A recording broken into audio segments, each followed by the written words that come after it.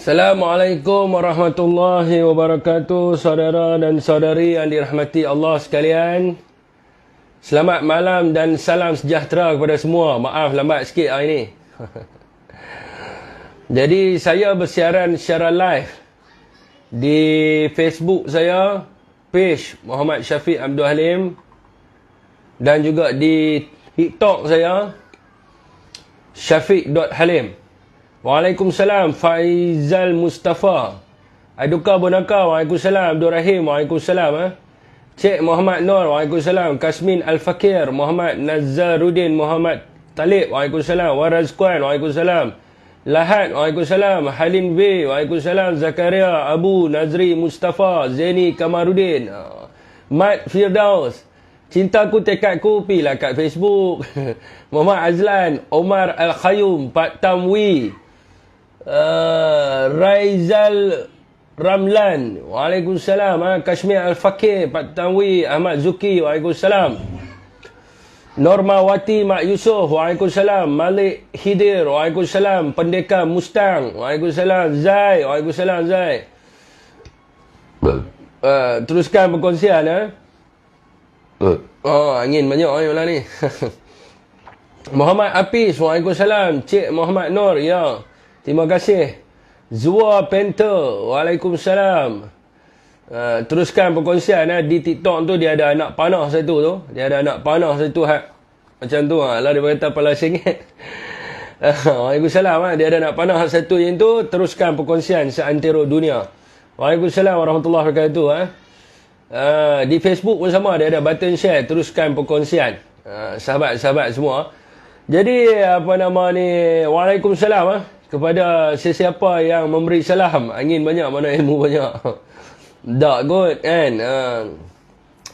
Puas juga duk membaca tadi tu hari ni kan. Saya pergi swimming tadi, balik lambat. Zakaria Abu, Farid Rahim, Ali Saja, waalaikumsalam. Muhammad Echam, Mr. Echam, waalaikumsalam kepada siapa yang memberi salam.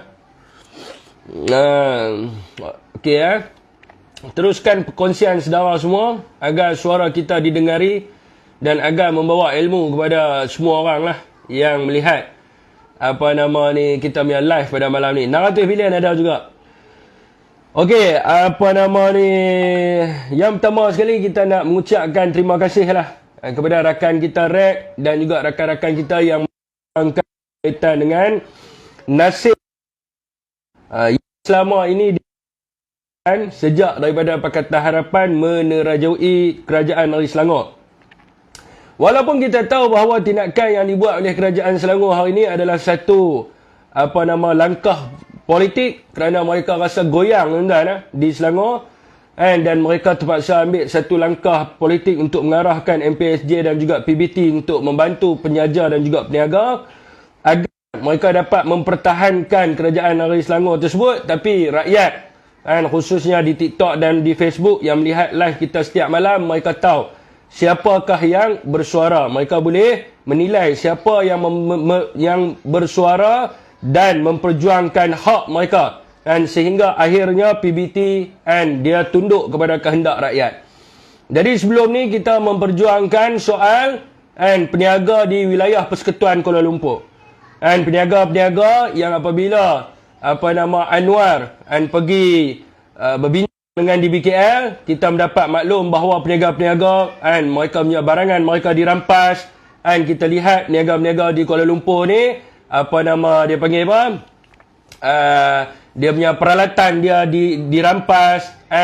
Jadi selepas kita berjuang, kita melihat sebab dulu kita tengok polisi yang dibuat oleh Menteri Wilayah dulu adalah dasar wilayah bebas merdeka, wilayah bebas berniaga. Dan bila kita berjuang di sini, akhirnya mereka akur kepada tuntutan kita, mereka akur kepada suara yang kita telah bawa, dan akhirnya mereka membenarkan peniaga-peniaga di tepi jalan ini berniaga sementara waktu. Dan hari ini juga kita tengok di Subang Jaya, yang mana kalau kita tengok melibatkan pucung dan sebagainya, mereka turut akur pada hari ini untuk menjaga penjaja dan juga peniaga. Tuan-tuan boleh baca dia punya keratan penuh. Jadi harapan kita lah kepada Majlis Perbandaran Subang Jaya, dia juga dapat and mempertimbangkan. Ini tolong rekod dan sampaikan kepada mereka.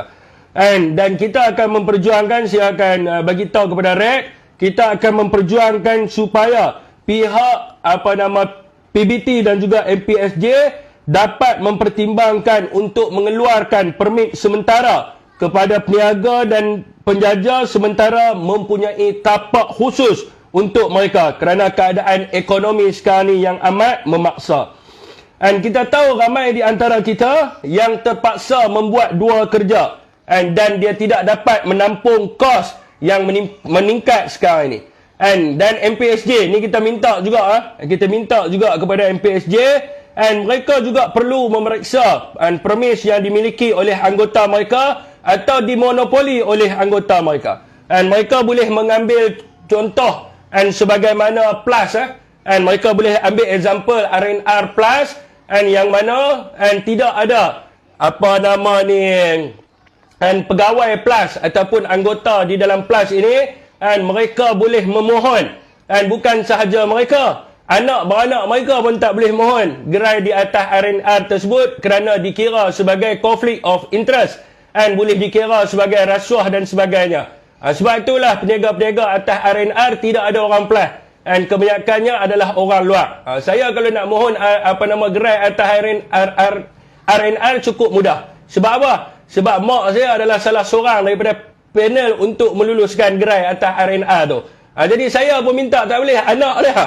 Bukan kata anak saja, anak kesayangan ni, anak manja minta tak boleh. Sebab apa? Mak saya kata conflict of interest dan Plus akan menamatkan 24 jam kepada mana-mana pegawai Plus ataupun mana-mana anggota di dalam Plus yang terlibat untuk memberikan gerai kepada keluarga mereka ataupun mereka sendiri ambil gerai di atas R&R, mereka akan diberhentikan terus kerja. Jadi inilah yang sepatutnya yang dibuat oleh majlis-majlis perbandaran untuk memantau, sebab kita tahu ramai banyak kedai-kedai ini dimonopoli oleh mereka. Ada yang sampai 4 gerai, ada yang sampai 5 gerai, dan MPSJ juga kena periksa latar belakang siapakah yang memohon gerai tersebut. Adakah kalau gerai itu di Puchong, adakah dimohon oleh orang di dalam Puchong ataupun dimohon oleh orang luar?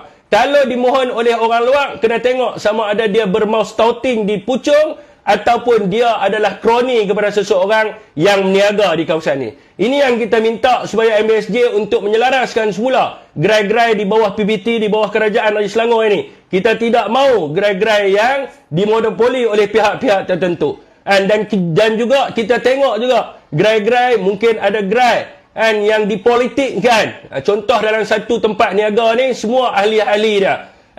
Ketua cabang, ranting, ni kedai ketua ranting, AJK ranting dia, ni kedai ketua cabang dia dan sebagainya. Kita minta supaya diperiksa mana ni, supaya tidak wujud gerai-gerai ketua bahagian ataupun kedai ketua cawangan dan sebagainya. Jadi kita minta supaya MBSJ untuk menilai benda ni.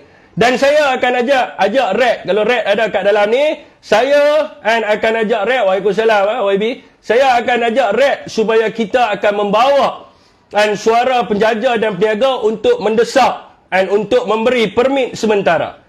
Sementara mereka mendapat tempat untuk mereka meniaga. Sebab dengan keadaan ekonomi sekarang ni, ramai yang orang akan meniaga dan sebagainya. Dan kita juga mencadangkan, kalau PBT dengar benda ni, tolonglah share tuan-tuan, bagi mereka dengar benda ni. Kalau tidak, mereka tak dengar. Tolonglah share. Share lah, bagi banyak sikit, bagi sampai kat telinga mereka panas lah. Hari ni mereka keluar kenyataan sebab mereka mungkin tengok video kita. Jadi tuan-tuan, kita juga minta kepada PBT untuk mengkategorikan jenis perniagaan. Sebab ada perniagaan yang dia tidak boleh meniaga di dalam kompleks ataupun tempat-tempat yang disediakan oleh PBT. Sebab apa? Sebab dia adalah perniagaan yang jenisnya duduk tepi jalan. Dia punya pembeli dia ataupun dia punya pengguna adalah orang yang datang ke tepi jalan minta bungkus dan jalan. Antaranya adalah goreng pisang, burger, sate. Ini adalah antara banyak-banyak ni. Orang takkan masuk dalam tapak pasar malam untuk beli goreng pisang. Dan saya tak pernah tengok lagi goreng pisang jual dalam tapak pasar malam ataupun goreng pisang dijual di dalam kompleks dan sebagainya. So PBT Majlis Pembandaran kena kaji benda ni. Kena kaji. Sebab apa? Tidak mahu menganiayai peniaga dan juga penjaja. Kalau disuruh halau dia untuk meniaga dekat bawah tapak pasar malam, untuk halau dia suruh meniaga dalam komplek, macam mana dia nak ni? Dia nak sebuah macam mana? Dia kena bayar sewa gerai yang mahal, tetapi perniagaan dia tidak menguntungkan. Sebab tak ada orang. Dan saya rasa komplek juga tidak membenarkan untuk orang yang menggoreng pisang ni, untuk dia meniaga dalam komplek-komplek dan sebagainya. Dan kita juga minta PBT untuk siasat, untuk orang kata apa, untuk dia perincikan.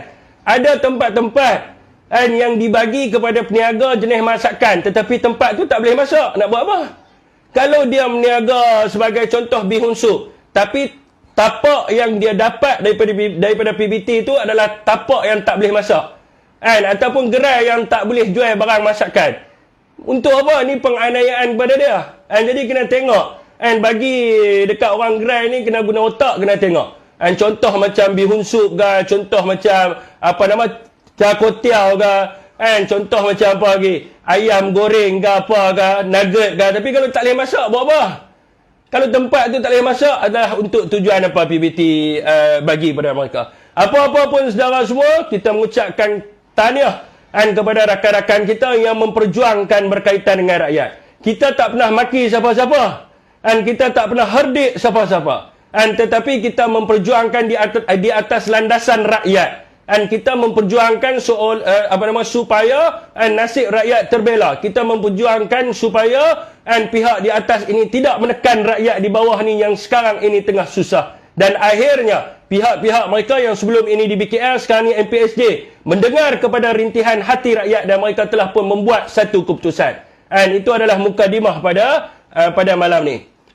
Okey, tuan-tuan. Moderator boleh menjalankan tugas-tugasnya kot. Di TikTok ni boleh menjalankan tugas-tugasnya. Okey, tuan-tuan, minta perkongsian. Okey, saudara. Okey. Saya nak baca lah sedikit orang kata laporan berkaitan dengan kes COVID-19 di peringkat dunia. Mula-mula kita ambil negara yang berdekatan dengan kita lah. Kes COVID hari ini di Malaysia, sebagaimana di dalam data WHO, saya tak baca data Malaysia, saudara, minta maaf, saya tak percaya pada kerajaan hari ini. Bila saya tak percaya kepada kerajaan hari ini, sukar untuk saya baca data mereka, kecuali saya baca data yang dikeluarkan oleh WHO. Okey, jadi kes hari ini di Malaysia adalah 474 kes. Jadi kematian adalah 2 orang. Ini laporan terkini lah. Kes di Singapura 857 kes, tapi kematian dia kosong. 2 kali ganda kes di Malaysia, tapi kematian kosong lah. Kalau kita tengok di Singapura, mereka renew balik vaksin. Maknanya yang belum mengambil vaksin ni, mereka encourage, ataupun yang telah mengambil vaksin, mereka bagi tahu bahawa yang telah 6 bulan yang telah mengambil vaksin perlu mengambil semula. Pfizer Biotech, tak silap saya baca tadi lah akhbar Singapura. Jadi mereka encourage, sebab kes meningkat, so mereka, rakyat perlukan imuniti, dan mereka menetapkan prosedur-prosedur lah, antara yang memakai pelitup muka, menggunakan hand sanitizer dan sebagainya. Walaupun kes mereka tinggi, tapi mereka punya kematian mereka adalah kosong. Kes di Thailand hari ini adalah 215 kes, 8 kematian. Okey, tuan-tuan, kes di negara China hari ini 5,715 kes, 2 kematian. Dan kes di Taiwan, sebab ada tadi ramai masa petang tadi, masa petang tadi saya buat live, ramai duk tanya saya, kes di Taiwan berapa? Sebab ramai ni yang nak tengok konsert daripada negara tu nak main negara kita.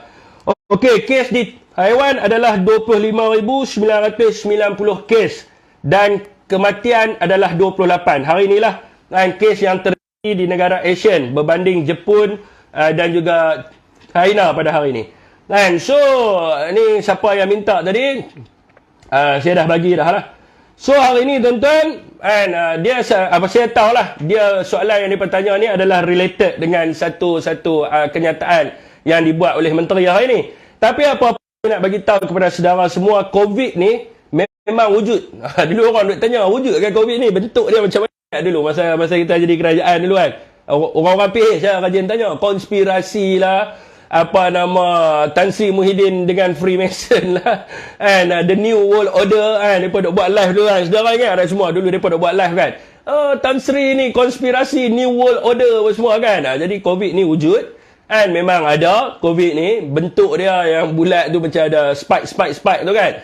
Itu bentuk dia, dan kita pun telah mengalami gelombang yang pertama. And ramai orang yang terkesan kerana COVID, ada yang kehilangan ibu bapa, ada yang hilang anak mereka, and semoga roh mereka dicucuri rahmat tuan-tuan. Dan kita tahu juga bahawa kita ada vaksin, dan kita bagaimana kita nak menghalang diri kita daripada kena COVID dan sebagainya, kita juga tahu. Sebab pada waktu itu kita diperingatkan oleh Perdana Menteri kita, iaitu Tan Sri Datuk Seri Muhyiddin Yassin, yang memberitahu kepada rakyat bahawa inilah cara-cara, kaedah-kaedahnya untuk menyelamatkan kita daripada COVID. Dan hari ini kita tahu COVID itu telah ada gelombang yang kedua, dipanggil sebagai varian B17 tak silap saya. Jadi ada varian baru. Kita semua tahu, seluruh dunia duk lapor benda tu. Jepun lapor, Amerika, seluruh dunia duk bincang tentang ni. Ada wujud. Jadi kita dah tahu dah. Kita dah tahu dah kaedah macam mana kita nak jaga diri kita. Kita dah tahu bahawanya kita kena pakai pelitup muka. Kita dah tahu bahawa kita kena memakai sanitizer. Dan kita dah tahu bagaimana nak gunakan MySejahtera. Saya baru ni kawan kata kena ambil booster, saya tak tahu ada booster. Jadi saya pun baru register 10 hari bulan ni saya akan ambil. Jadi tak kisahlah siapa yang percaya kepada vaksin, ambil vaksin. Siapa yang tak percaya, dia kata ada kaedah lain seperti habatus sauda dan sebagainya, gunakan habatus sauda.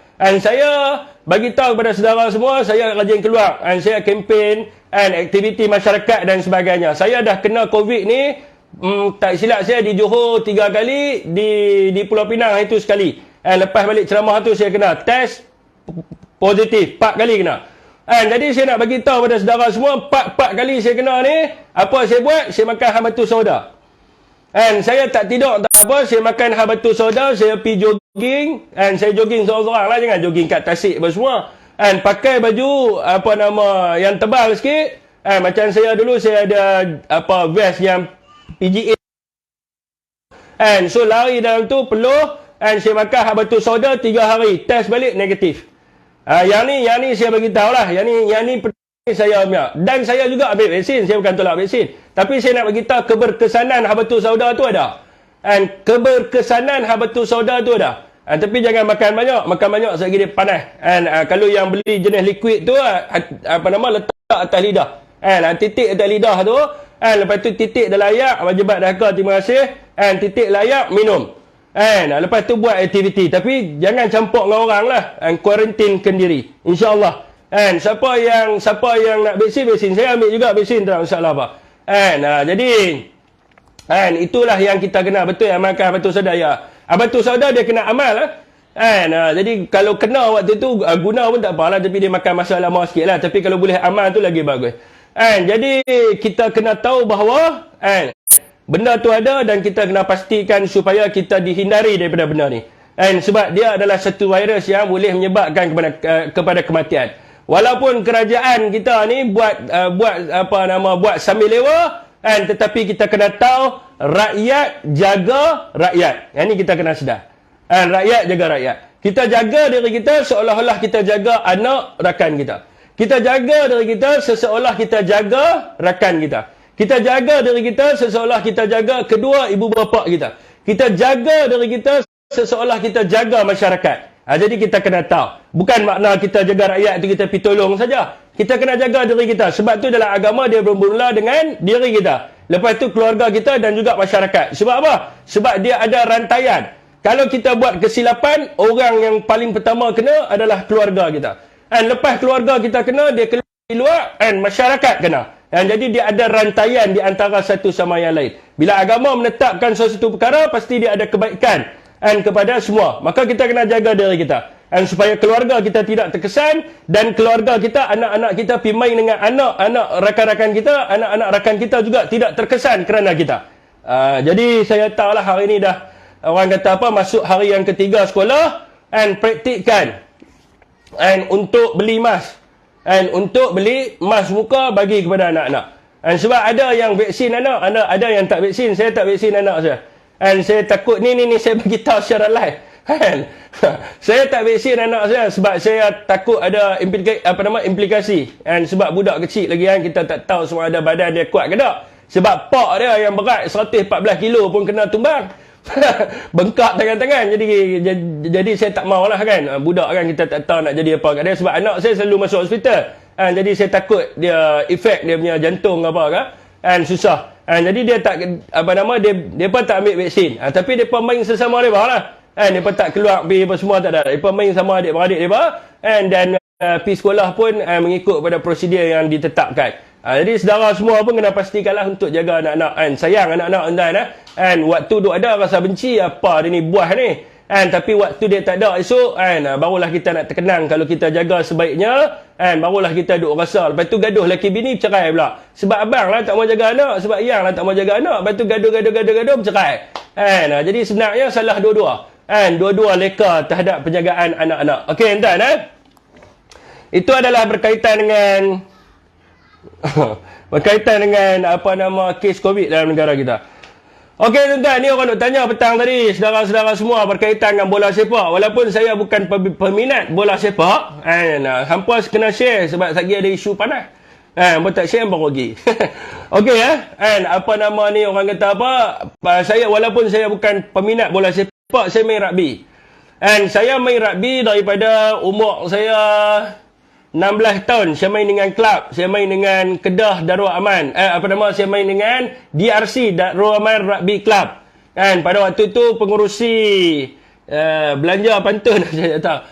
Waktu tu pengurusinya adalah Abu Sman kot, tak silap saya, OCPD Kedah dulu. Saya main rugby umur saya 16 tahun, saya mewakili klub DRC. Lepas tu saya main dengan lepas tu kaki saya pecah. Saya main dengan pada waktu tu lawan dengan Dogfish. Dogfish ni tim daripada risikan Tentera Udara Malaysia kot, tak silap saya. Nama tim dia Dogfish. Dia ada lama. Dogfish ni bukan ikan anjing. Dogfish ni adalah anak jerung. Jadi saya lawan dengan mereka. Mereka lebih berusia pada saya punya femur pecah. Lepas tu saya rehat 2 tahun, 17, 18. Lepas tu saya main dengan mana? Kubang Pasu pula. Lepas tu DRC tu dah tak ada dah sebab saya punya coach dulu Sean Tok Kong dengan Allah lupa dah seorang ni nama apa. Sean Tok Kong dengan cikgu seorang tu. Lupa dah. Lepas tu saya main dengan Kubang Pasu siap. Kubang Pasu dia train dekat Polimas Jitra. Lepas tu dah tak ada dah lah. Jadi saya memang main rugby. Daripada usia saya 16 tahun. Bola saya tak tahu. Tapi berkaitan dengan benda isu ni, jadi saya boleh terang sikit lah. Pasal bola ni saya tak tahu bila game dan sebagainya. Sebab tu orang tanya tadi saya tak tahu. Tapi kalau tanya saya rugby, saya boleh train. Tapi umur 17 lah. Jangan tua-tua tak boleh nak train lah. Umur 17 saya boleh train. 17, 18. Tuan-tuan, Hanayuh, Menteri KBS hari ni, isunya adalah berkaitan dengan 21 kerusi. Yang digunakan bagi tujuan untuk konsert Jay Chou. Jadi kalau tuan-tuan tanya saya lah pandangan saya. Pandangan peribadi saya. Konsert ni, sebelum ni saya nak terang dulu. Nak terang supaya orang faham. Konsert ni betul macam dia cakap, sepatutnya dianjurkan pada 2019. Cuma pada waktu itu COVID melanda dunia. Bila COVID melanda dunia, maka dia tangguh. Mula-mula dia tangguh pada 7 Januari tahun 2023. Lepas tu pada tahun lepas 2 kali tangguh orang nak beli tiket pada 2019. Lepas tu 2 kali tangguh. Jadi yang pertama dia tangguh pada 7 Januari tahun 2023 sekarang ni lah. Selepas tu pada bulan Mei. Pada bulan Mei, 12 hari bulan Mei. Ni dia punya ni. Ni dia punya, tuan-tuan boleh tengok dia punya dia punya penganjur dia. Lepas tu pada 12 Mei 2022 dia maklum semula dia kata boleh refund tiket tu dan juga siapa yang nak pergi tengok boleh tengok pada 15 hari bulan Januari. So keputusan ni diambil sebab apa? Yang pertama sekali adalah kerana FAM. Yang keduanya adalah kerana tahun baru Chinese New Year pada 22 hari bulan 1. Chinese New Year pada 22 hari bulan 1, so dia buat pada 15. Maknanya seminggu sebelum dengan Chinese New Year. Jadi yang ni dia kena tengok kepada pertimbangan menteri. Menteri kena buat keputusan yang bukan wewenang ayat Anwar Ibrahim. Menteri kena buat satu keputusan yang adil kepada kedua belah pihak. Dan menteri kena kaji situasi ni. Okey, bila seorang menteri belia dan sukan, dia tak terlibat dengan konsert. Dia bukan terlibat dengan kebudayaan dan sebagainya. Menteri belia dan sukan kena ada stand melalui sukan negara. Ini bola sepak ini adalah sukan negara. Semua majoriti rakyat Malaysia tengok bola sepak. Dan dia melibatkan atlet negara kita lawan dengan atlet negara lain. Dia melibatkan atlet negara kita lawan dengan atlet negara lain. Separuh akhir kalau tak silap saya. So, apa akan jadi sekiranya negara Thai, sempadan kita, negara Thailand, orang seluruh dunia melihat bahawa seluruh dunia tu mohong sangat lah siapa nak tengok Malaysia kan, seluruh Asia, dia tengok bila kita tengah main bola melibatkan di antara negara dengan negara, ada orang ada kontraktor tengah duk pasang stage kontraktor tengah duk buat konsert nyanyian dan sebagainya, apa dia akan kata? Dia akan backfire kepada menteri tersebut juga. Orang akan kata ni apa pula menteri sukan Malaysia ni separuh akhir punya game ni. Apa 21,000 kosong kursi? Apa ada dengan jentera-jentera berat semua duk ada nak pergi buat konsert? Hang tak respect kan sukan negara hang? Ataupun hang melihat bahawa bola Malaysia ni tak apa kalah, dia akan moral down kan atlet. So menteri kena jawab dengan berhati-hati dengan konsert ni. Dia kena menjaga kepada kedua belah pihak. Sama ada pihak Jay Chou, dan dalam masa yang sama dia kena juga menjaga atlet sukan negara, dan dia kena tahu yang mana lebih utama.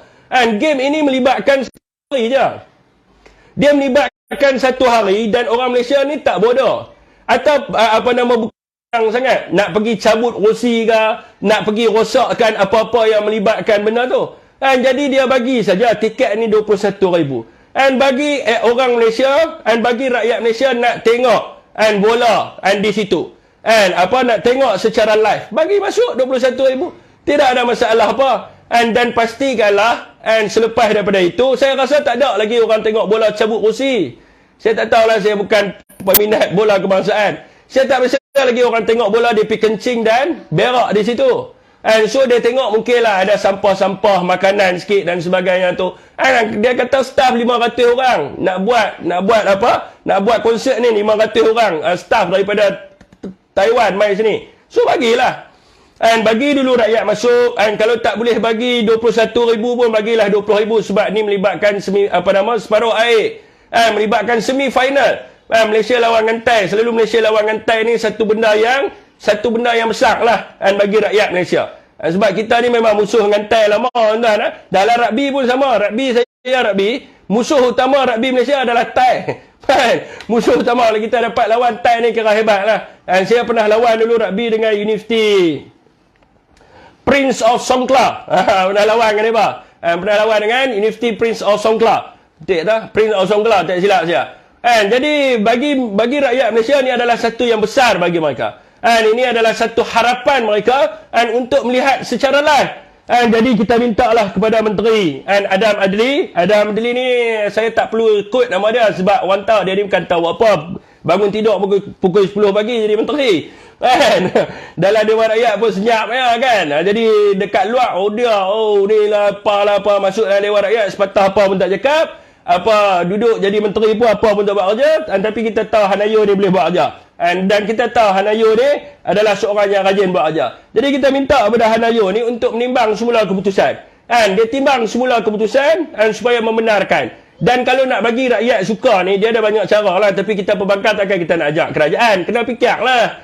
Mungkin yang datang tu keluarlah duit sikit kementerian pergi pasang kain kentang dekat luar ke. Buatlah apa-apa inisiatif yang bagi rakyat suka. Sebab kalau kata dia nak kena jaga dua belah pihak. Dan menteri juga kena tengok juga. And kalau kata, and kena tanya dengan penganjur tersebut, saya rasa kalau ikutkan daripada Facebook, daripada penganjur Jechao ni, and saya rasa dia banyak refund tiket dia. Dia refund banyak tiket dia. Sebab apa? Konsert dia daripada 2019 dan ditangguh sampai tahun 2023. Menteri boleh bincang dengan penganjur, and boleh tengok berapa dia punya apa nama tiket dia yang dah refund semula. Saya rasa better buat selepas tahun baru Cina, ataupun dia buat dalam masa tahun baru Cina tu. Lebih ramai orang nak main tengok. Lebih better. 22 tahun baru Cina, buat 25 hari after tahun baru Cina. Waktu tu daripada Singapura semua balik main betul. Lebih menguntungkan penganjur. Jadi dia bincang balik dengan penganjur, kalau boleh dia tarik sikit date tu, yang mana tak suit kepada dia ni memang tak suit. So dia takkan refund tiket. Tapi dia pun boleh bincang lah dengan penganjur untuk buat memang pada 25 tu akan berlakunya konsert ni. Dan bawa naiklah banner-banner kat Bukit Jalil tu untuk meyakinkan, yang mengatakan bahawa this concert akan ada pada 25 hari bulan. Supaya orang dapat tengok ramai. Kalau dia buat konsert, dia target 21,000 seat, tapi yang main pun tak sampai 21,000 for what reason? Sebab saya baca sendiri dalam website, di dalam dia punya ni, dalam dia punya FB dia ni, saya baca sendiri yang tiket charge ni. Saya baca banyak yang refund. Banyak soalan tanya macam mana nak refund balik duit. So kalau dia buat konsert orang tak main pun buang masa ya. Dan hari ni dengan kes COVID tinggi. Kes COVID tinggi, mana tahu orang daripada sana nak main pun orang tak main. Jadi kena kaji semula. Kalau boleh bagi win-win situation, menteri bagi win-win situation, bincang balik dengan penganjur, tanya dia. Kalau dia boleh injak, saya rasa the best is dia buat after Chinese New Year. Ramai akan pergi. Sebab orang balik main Malaysia, Singapura balik main kita, di Thailand pun balik main. So dia tak rugi. Menteri boleh cakap, kata dia lagi untung sebab mereka ni balik ada dekat 2 juta lebih balik ni. Jadi kebanyakan Chinese ni mereka stay dekat di bandar-bandar lah kan. Jadi lebih baik dia ni lah. Dia bincang balik kan lama. Ini apa bulan, ambil keputusan dalam tempoh masa yang dekat ni untuk mereka injak sikit dan bagilah tiket ni kepada 21,000 rakyat Malaysia nak melihat atlet Malaysia beraksi lawan dengan Thailand dan memberi sokongan moral yang kuat kepada atlet Malaysia. Okey, dah ni ada pada tunggu ni. Pening menteri ni konsert diutamakan. Tu pasal dia, masalah juga.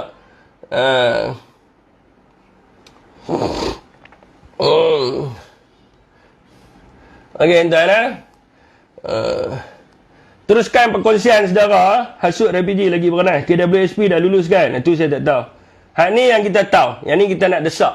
Datuk Seri Anwar Ibrahim wajib mohon maaf kepada Tan Sri Muhyiddin Yassin. Saya akan menggerakkan rakan-rakan kita untuk kita buat laporan polis kepada Anwar Ibrahim. Sebab dia telah pun memberi satu keterangan yang palsu kepada masyarakat awam. Ini adalah kesalahan di bawah Seksyen 182 Kanun Kesiasaan, memberi maklumat dan penyata palsu kepada masyarakat awam. Dan dia harus bertanggungjawab dengan apa yang dia buat. Dan dia mestilah bertanggungjawab atas fitnah. Ni ada 2 seksyen yang berlaku. Defamation di bawah Akta Fitnah berlaku juga. Di mana telah pun memfitnah. Yang kedua, memberikan maklumat palsu. Dan juga laporan palsu kepada pihak penjawat awam. Yang ketiga, 233 menyebarkan kenyataan yang palsu, misleading issue, berbau fitnah dan mengherdik dan serta memalukan kan pada dia. Saya tak ingat dah ayat dia. Tapi ni dia buat ni. Ini yang Anwar Ibrahim telah buat. Dan dia wajib, Anwar Ibrahim, you dengar sini Perdana Menteri Malaysia, you are responsible atas apa yang you cakap dan you perlu mohon maaf. Dan orang mesti tanya saya, cai-cai ni mesti tanya sebab apa nak kena mohon maaf kepada Tan Sri Muhyiddin Yassin, sebab you telah memfitnah Perikatan Nasional. Hari ini di dalam kenyataan Tengku Zafrul mendedahkan, dan ayat saya quote di sini, Tengku Zafrul mengatakan bahawa tidak ada sebarang penyelewengan dalam dana pengurusan COVID-19 yang dikatakan berjumlah 600 bilion. Tindakan yang anda buat ni adalah tindakan politik yang memberi kesan yang amat besar. berlakunya fitnah di seluruh Malaysia. Dan dia perlu bertanggungjawab. Kalau dia salah, dia kena minta maaf. Kalau dia sembang tentang ketinggian akhlak, kalau dia sembang tentang moral value, kalau dia sembang tentang modal insan kelas pertama, dan kalau dia sembang tentang ulama-ulama dunia duk main melawat dia kena ada maruah diri dan dia kena minta maaf. Sebab apa? Kalau dia tak mau minta maaf, dia hanya menggunakan ini sebagai modal politik semata-mata yang menunjukkan bahawa Pakatan Harapan ini adalah parti yang sampah dan Pakatan Harapan ini adalah satu parti yang penipu dan satu parti najis yang tidak layak untuk memimpin negara. Anwar Ibrahim sebelum ini mengatakan pegawai Kementerian Kewangan mengesahkan. Pegawai mana kita nak tahu? Pegawai mana yang sahkan? Adakah pegawai ini buat laporan? Kita rakyat nak tuntut Anwar dan suruh dia nyatakan pegawai mana yang sahkan kepada beliau bahawa berlakunya pelanggaran serius dalam prosedur berhubung dakwaannya perbelanjaan ketika pentadbiran kerajaan yang diterajui oleh Tan Sri Mulyani Yassin. Kenapa pegawai ini tak buat laporan? Selalunya Perdana Menteri akan arahkan pegawai ini buat laporan. Kenapa tidak ada nama pegawai yang buat laporan? Kenapa Tengku Zafrul hari ini sebagai menteri dalam kerajaan hari ini menidakkan apa yang PM cakap? Ini apa benda ni? Apa benda ni? Kerajaan haram jadah apa ni? Menipu rakyat? Kerajaan propaganda? Kerajaan nak main persepsi? Kerajaan nak main politik? Ini kerajaan apa ni? Ni orang Pakatan Harapan yang bodoh tanya bila kita nak saman. Saman apa? Kenyataan menteri apa? Menteri MITI. Nak saman apa? Bodoh ke apa? Ini kita nak saman apa? Ini pelanggaran serius. PDRM kena siasat. Ini adalah jenayah. Jenayah kita nak saman babi apa? Ini jenayah. Membohong. Menfitnah. Memberikan pernyataan palsu kepada pejabat awam. Ini fitnah. Fitnah adalah satu jenayah. Melakukan satu kenyataan berbau fitnah dan sebagainya. Untuk apa kita nak saman? Kita nak saman buat apa? PDRM kena siasat berhubung dengan perkara ni.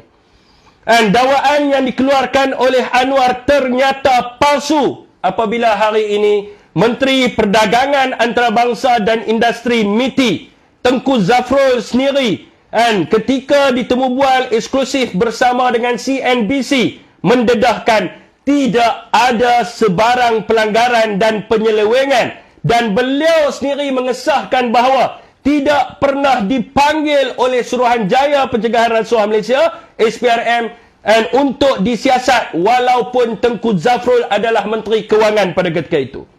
Dakwaan tanpa usul periksa dan juga penyiasatan yang lengkap akan menjurus kepada fitnah dan persepsi terhadap Tan Sri Mulyani Yassin. Dan kita menggesa sekejap tuan. Siapa dia ni? Saya nak blok. Orang nak marah saya kena blok. Ni siapa? Ni Facebook. Tiba-tiba ada mereka kat dalam ni. Dan kita kena pastikan. Dan kita penyokong-penyokong Perikatan Nasional. Dan kita kena pastikan bahawa setiap orang di antara kita kena buat laporan. Dan supaya kita tidak mau lagi. Selepas ini ada ahli politik. Bila dia jadi kerajaan, nak meraih sokongan rakyat, menipu. Menipu, membohong, memfitnah. Jadi kita minta supaya apa? Supaya rakan-rakan kita yang ada di luar sana sampaikan kepada kepimpinan anda, kepada ketua bahagian, ketua cawangan, ketua pemuda. Kita wajib buat laporan berdasarkan kenyataan Tengku Zafrul hari ini. Dan kita wajib tunjukkan sokongan kita kepada kepimpinan kita. Dan kepada kepimpinan Tan Sri Mulyani Yassin, Tok Guru Hadi Awang yang telah pun terpalit kerana fitnah ini. Hampir berbulan-bulan, setiap hari saya di dalam media sosial, setiap hari, setiap masa. Ni apa duk share nombor pula kat sini ni? Lagi saya kena blok. Nah, ya. Okey Okey tuan dekat mana tadi? Bila kita dalam media sosial, setiap masa, setiap waktu, cyber trooper yang ditaja oleh kerajaan hari ini, setiap waktu menggunakan modal ini untuk memfitnah kepimpinan kita. Setiap waktu kita masuk pilah dekat mana-mana pun, mereka fitnah kita 600 bilion, 600 bilion, 600 bilion. Dan hari ini Anwar, menteri kamu daripada MITI, mengesahkan. Menteri kamu mengesahkan yang kamu ni pembohong besar dalam dunia. And you are responsible atas apa yang anda cakap. Kita rakyat mendesak Anwar mohon maaf kepada Perikatan Nasional. And sebelum ini Anwar tuduh Perikatan Nasional makan duit judi, tak mohon maaf. And bila dibangkitkan dalam parlimen, terketak-ketak nak jawab. Terketak-ketak nak jawab PM. And dia tidak ada dah perkataan wawenang, tak ada dah wawenang. Wawenangnya tak ada. Apabila Awang Hashim tanya, terima kasih Abang Syed Faizal. Awang Hashim tanya, sila jawab Perdana Menteri berkaitan dengan isu judi yang kata PAS makan. Tak boleh nak jawab. Terketak-ketak saya mengecualikan PAS dalam ni. Saya ketak. Nanti kita akan desak supaya kepimpinan kita di sebelah perbankan untuk tanya kepada Perdana Menteri dalam parlimen. Dan kalau Anwar tak minta maaf, kita minta kepada kepimpinan kita yang menang dalam pilihan raya kerana kita rakyat memilih mereka, jangan kasih can. Dan apabila buka sahaja parlimen, setiap orang daripada 74 ahli parlimen daripada perbankan, anda wajib untuk mendengar suara akar umbi anda. Anda wajib untuk mendengar suara rakyat. Bangun dan tanya, desak Perdana Menteri suruh jawab isu 600 bilion ni. Suruh mereka jawab, tunjukkan. Bukan sahaja kita di bawah ni yang bersolidariti untuk membuat laporan kepada Perdana Menteri penipu dan pembohong ini. Kita minta kepada ahli-ahli parlimen kita untuk desak, tanya. Kita nak tengok Perdana Menteri kita ni gagap tak gagap nak jawab. Kita nak tengok Perdana Menteri kita ni nak dia nak kalih sana ke kalih sini ke. Nak tengok Tengku Zafrul. Kita nak tengok dia kelang kabut ataupun tak kelang kabut. Nak tanya nak jawab isu 600 bilion ni. Kau telah memfitnah keseluruhan. Demi untuk meraih populariti. Demi kelangsungan politik. Ni fitnah makanan nombor 1 Pakatan Harapan. Fitnah makanan nombor 1 Pakatan Harapan. Ini dekat dengan PRN. Ahli parlimen kita kalau tak tanya, tak desak, ni kenyataan Tengku Zafrul. Kita nak tengok. Besok ahli parlimen kita siapa yang nak keluar kenyataan nak tanya Anwar. Siapa yang nak keluar nak cuci nama Tan Sri Muhyiddin Yassin. Rakan-rakan kita yang ada dekat dalam TikTok, yang ada dekat dalam Facebook, dalam YouTube, buat video anda, buat gambar anda, buat penulisan dan sebagainya. Desak kepada Anwar Ibrahim untuk minta maaf. Desak kepada Anwar untuk minta maaf pembohongan dan fitnah kepada Tan Sri Muhyiddin. Bukan kata fitnah kepada Tan Sri. Dia cakap kepada ahli parlimen daripada Perikatan Nasional. 600 bilion ini diberi kepada anak cucu cicit. Diberi kepada menantu. Menantu siapa Anwar? Anak siapa yang dapat? Cucu cicit siapa yang dapat? Yang kami tahu anak beranak kamu je yang duduk dalam politik ni. Wan Azizah, Nurul Izzah. Bini Perdana Menteri, anak Perdana Menteri. Tan Sri Muhyiddin Yassin ada anak di dalam ni ke? Tak ada. Yang kita tahu ni, Anwar, kita tak ada menantu yang duduk dalam politik. Tidak ada anak yang duduk dalam kerajaan. Tidak ada bini yang duduk dalam kerajaan. Hanya Pakatan Harapan saja, parti keluarga, parti bini dan anak-anak Anwar Ibrahim. Okey, saudara semua. Tak ada. Jangan koyak. Bila fitnah, jangan koyak. Kalau dah fitnah, jangan koyak. Jangan koyak, saudara. Panas tak apa, tapi jangan koyak. Nak rasa hangat ke, panas ke tak apa.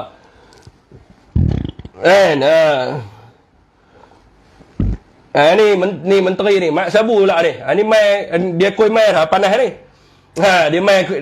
Dia kuih mai dah. Ni cerita fitnah juga. Ni cerita fitnah juga, tuan-tuan.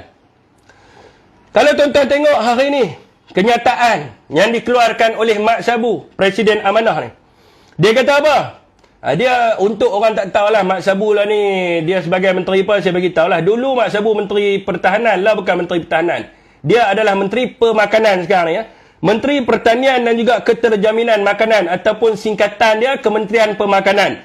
Muhammad Sabu. Dia mengatakan bahawa keperluan makanan memerlukan masa untuk dipulihkan. Dan dia katalah masalah telur ayam ni perlukan masa. Dan sebelum ni, dia punya timbalan menteri. Dan apa nama tu, yang perempuan tu, Fuziah kan? Fuziah keluar kenyataan apa? Telur 6 bulan baru boleh selesai. Kita nak tanya juga kepada Abang Mat ni. Abang Mat dulu duk balun Datuk Rosul Wahid dan juga Ronald Kiandi, duk panggil bodoh kepada Ronald Kiandi. Ni menteri-menteri ni semua bodoh bangang. Yang Abang Mat kata Rosul Wahid ni bodoh, Ronald Kiandi ni bodoh, kami ni rakyat ni, dan orang Pakatan Harapan, ingat apabila Abang Mat jadi menteri, Abang Mat ni bolehlah selesai isu ayam dan telur. Sebab Abang Mat kata Abang Mat lagi pandai. Abang Mat dalam pentas ceramah, ni menteri-menteri dalam PN ni. Rosul Wahid daripada Terengganu, Ronald Kiandi pengkhianat daripada Sabah kononnya. Ini semua menteri-menteri bodoh semua. Telur tak boleh selesai, ayam tak boleh selesai. Kami duk ingat Abang Mat ni lebih cerdik, lebih pandai. Tapi masalah telur ayam pun 6 bulan. Sebelum ni kata apa? Anwar kata telur akan diumumkan dengan lebih murah besok. Besok akan umum lebih murah. Anwar cakap bulan Disember. Rakyat pun duk tunggulah besok tak turun-turun harga. Lepas tu kata kita buat laporan kertas putih nak bincang kat dalam jemaah menteri.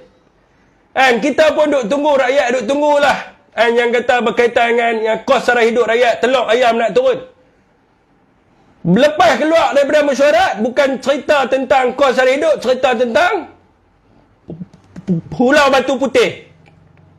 Cerita pasal itu. Keluar daripada mesyuarat. Lepas tu kata apa lagi? Lepas tu Abang Mat akan pergi melawat ladang telur. Keluar dalam surat khabar, pergi melawat ladang ayam daging. Ayam daging tak bertelur, Mamat. Ayam telur ni dia ada ladang dia sendiri. Ayam tu memang dia kerja dia telur saja. Yang ayam daging ni dia tak bertelur. Lepas tu keluar kenyataan pula. Awal ni New Year. Menteri kata apa? Masalah telur 6 bulan lagi kita akan selesai. Sebelum ni Anwar kata besok harga murah. Sepon 6 bulan. Sepon 6 bulan baru akan selesai. Lepas tu hari ni Abang Mat jawab apa pula? Abang Mat kata, telur dengan ayam ni kita tak tahu bila masa nak selesai. Lepas tu adalah orang kata masalah ni lama dah. Daripada zaman Datuk Rosul dengan Ronald Kiandi ni, saya nak bagi tahu pada orang Pakatan Harapan, ni fakta. Bila anda nak cakap, anda periksa dalam fakta dulu. Anda cerita fakta. Awak lekat dekat dalam ni. Dalam TikTok, dia tak apa lekat kot.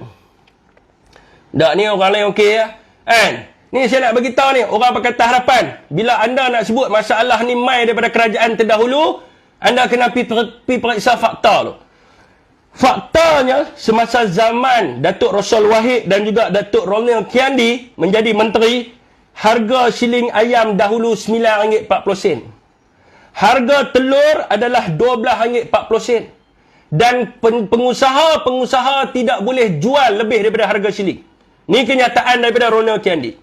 Siapa yang jual lagi tinggi daripada harga siling akan kena tindakan. Boleh jual ayam sekilo RM9.40 ke bawah. Telur RM12.40. Itu pun Abang Mat dan juga Anwar Ibrahim duk kata menteri kita bodoh. Duk kata menteri kita bangang. Dibangangnya Ronald Kiandi, dibangangnya Rosul Wahid ni demi kepentingan politik. Kalau saya jadi menteri, selesai isu ayam telur, mampu lah dengan apa? Hari ni kita tanya Anwar Ibrahim. Kita tanya Mak Sabu. Kita tanya orang-orang dalam Pakatan Harapan ni. Berapa harga hari ni? Harga terkini dalam pasaran hari ni. Harga pemborong. Harga pemborong ayam saja RM9.50. Harga ayam saja RM9.80. RM9.50 di pemborong. Kata lagi murah. Kata ayam RM6. Kata Saifuddin kata apa? Zaman saya ayam RM6.75. Ini sebab menteri bodoh dan bangang yang jadi menteri sebab tu harga ayam tinggi. Bila nak jadi RM6 ni?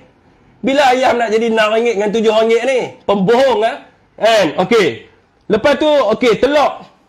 Dalam sejarah Malaysia tak pernah telur cecah sampai harga RM19.40. Tak pernah. Dalam sejarah ni dia buat keluar kenyataan. Fuziah kata apa? Ayat telur mereka tukar. Grade B tukar pergi grade A. grade C tukar pergi grade B, tukar macam mana? Menteri tahu mana kata tukar tu? Cuba tunjuk main kat kita nak tengok. Rakyat pun tahu grade C bentuk macam mana, grade B bentuk macam mana, grade A bentuk macam mana. Tak tukar. Harga tu memang mahal. Kalau dia tukar pun sebab dia tukar kerana harga tu mahal. Sebab itu dia tukar. Harga mahal sangat sampai RM19, RM17. Jadi tak pernah berlaku dalam sejarah Malaysia ayam yang mahal sampai teruk macam ni dan telur yang mahal sampai teruk macam ni menekan rakyat. Kalau kita tengok pelan kerajaan yang terdahulu yang dikatakan bodoh ni, perancangan kerajaan terdahulu yang dikatakan bodoh oleh puak-puak dalam Pakatan Harapan.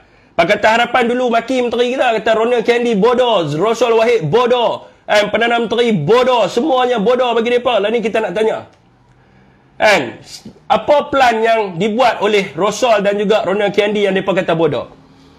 Pelan kerajaan terdahulu yang pertama dilakukan oleh dilakukan oleh Ronald Kendi, sekatan ekspor. Ada puak-puak Pakatan Harapan kata tak boleh buat sekatan ekspor. Syafiq Halim bohong. Negara tidak boleh buat sekatan ekspor. Sebab apa? Sebab ini adalah G2G, government to government punya deal. Ada perjanjian di antara Malaysia dengan Singapura. Syafiq duk bohong je. Dekat dalam live dia ni, dia duk cerita merapu, dia duk bohong kepada rakyat. Mana boleh kita berhenti ekspor? Ni perjanjian semua ni, nanti negara Malaysia akan macam-macam kena. Ni saya nak tanya, Ronald Kendi berhenti ekspor? Seluruh rakyat Malaysia tahu kata Ronald Kendi memberhentikan ekspor? Bukan saya sebut. Awak, masa zaman Ronald Kendi ni, dia punya perjanjian dia macam mana? Unvalid ke apa? Ataupun masa zaman Anwar saja ada perjanjian? Ini kita nak tanya. Dia buat sekatan ekspor. Sebab apa buat sekatan ekspor? Bila nilai ringgit jatuh, pengusaha ayam nak mendapatkan keuntungan yang berlebihan. Bila dia nak mendapat keuntungan yang berlebihan, dia akan jual kepada Singapura. Sebab itulah kita close pintu ekspor. Sebab kita nak subsidi dia. Yang kedua apa benda? Yang kedua, kita bagi subsidi. Kita bagi subsidi kepada telur sebanyak 80 sen sebiji. 80 sen. Kita bagi subsidi telur 8 sen sebiji. Kita bagi subsidi saya ni bila dah marah ni dia susah sangkut. Kita bagi subsidi kepada saya nahan. Semput kita bagi subsidi kepada ayam daging ni 80 sen bagi setiap sekilo kita bagi subsidi. Jadi inilah yang dibuat oleh kerajaan yang terdahulu. Lepas tu kita bagi apa lagi? Kita buat pemantauan rantaian bekalan.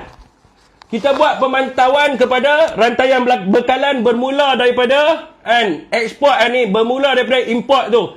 Import corn dengan soybean. Kita buat pemantauan berapa harga dedak yang turun kepada peladang.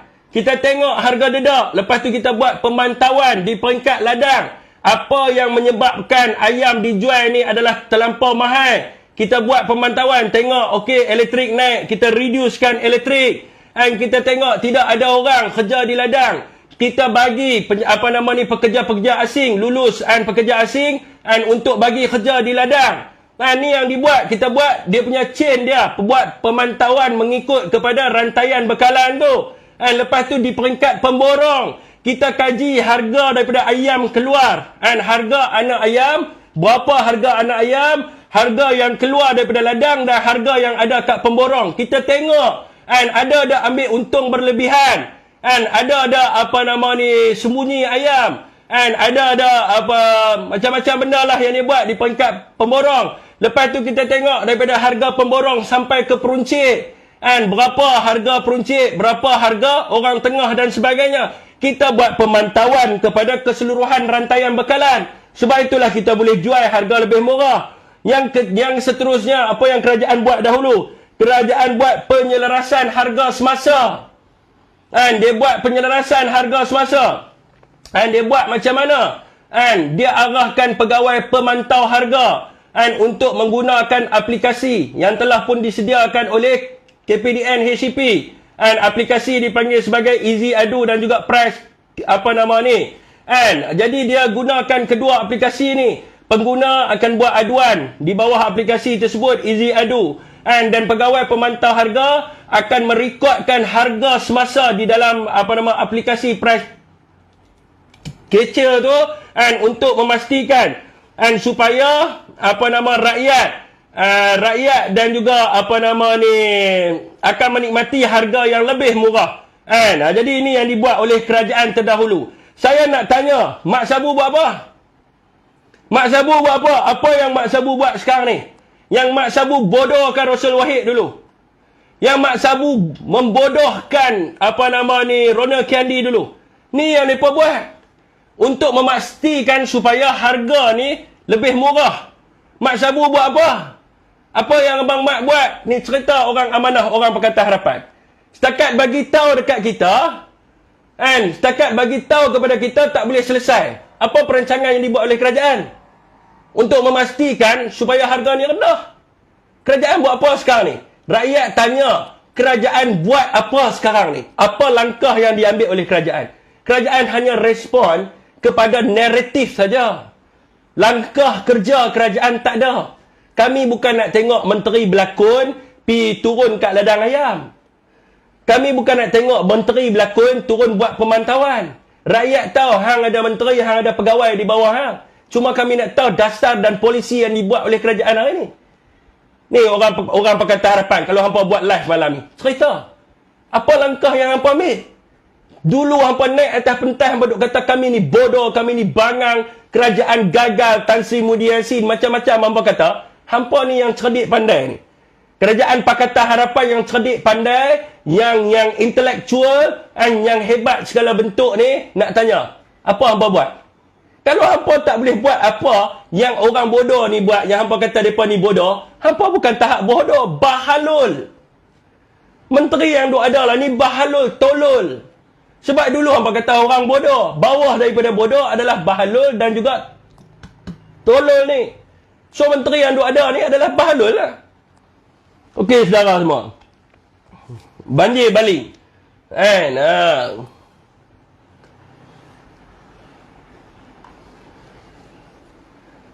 Panas. Depa panas kan. Nak main naik dah. Depa panas. Saya tunggu saya tuan Kami ayak Tersemput-semput saya nanti.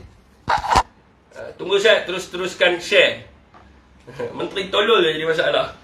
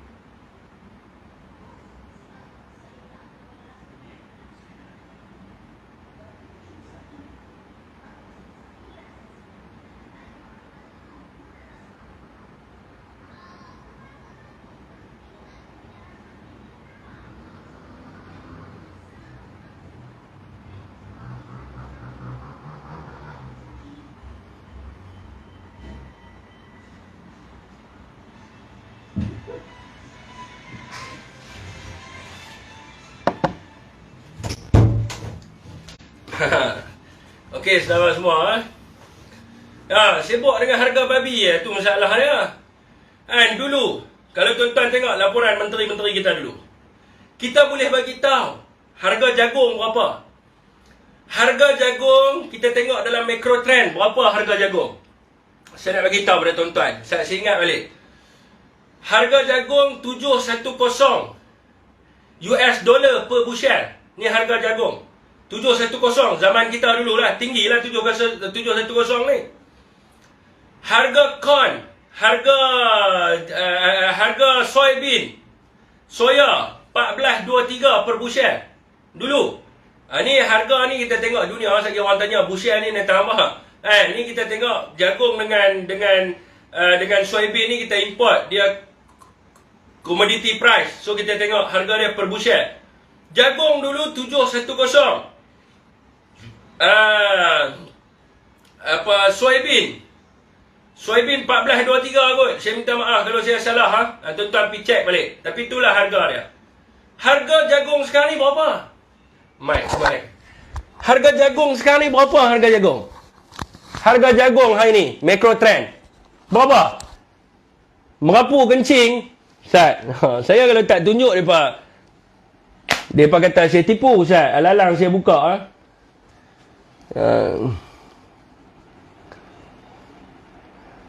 harga Macro Trend soybean. Kita ambil 1 year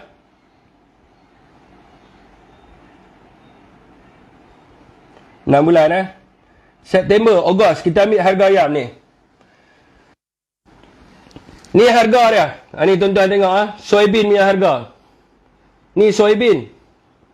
Turun Dulu berapa? Ogos 17.10 per bushel. Nampak turun.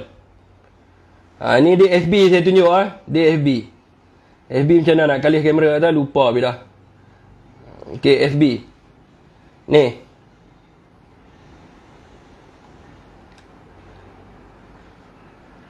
Harga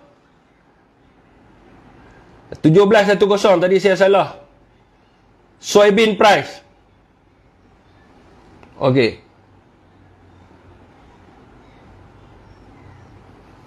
Siapa main trade dia tahu. Ni harga soybean.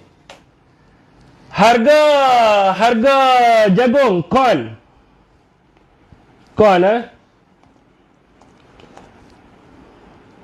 Depa buat live. Berani tunjuk statistik tak depa? Depa buat live, depa berani tunjuk tak statistik? Sebab apa depa tak berani tunjuk? Depa nak kencing rakyat. Depa ingat rakyat bodoh. Harga soybean. Ni soybean ni apa tadi soybean ni corn price.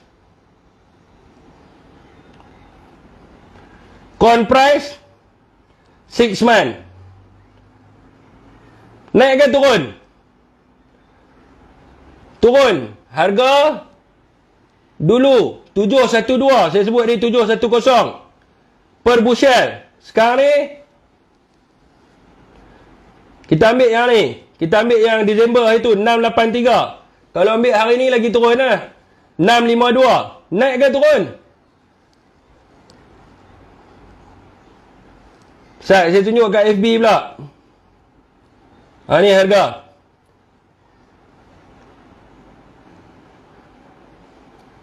Corn price. Ni 652. Saya kalau mereka kata saya tipu, saya buka 710 ni, 709 turun bawah. Kalau ikut logik, dulu ayam berapa harga? Sebab tu kita kata dedak dulu, menteri boleh bagi tahu harga dedak berapa? 125. 140. Maklumat pun Google ke? Dia ni pun satu mangkak juga, tak tahu Google tu browser. Yang ni dia punya website Macro Trend. Kalau hang tak mau pakai Google, hang nak pergi check macam mana? Sebab dia adalah web browser. Ni nak kena terang pula kat mereka ni. Dulu harga dedak berapa? 148, 125. Dedak mutiara dengan dedak 325. Dedak jagung. Betul?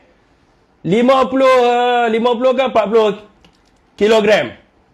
Di antara 125, 148 dedak. Lah ni berapa harga dedak? Dulu, menteri kita boleh terang. Sebab apa menteri kita boleh terang? Sebab menteri kita cek. Keluar dalam paper.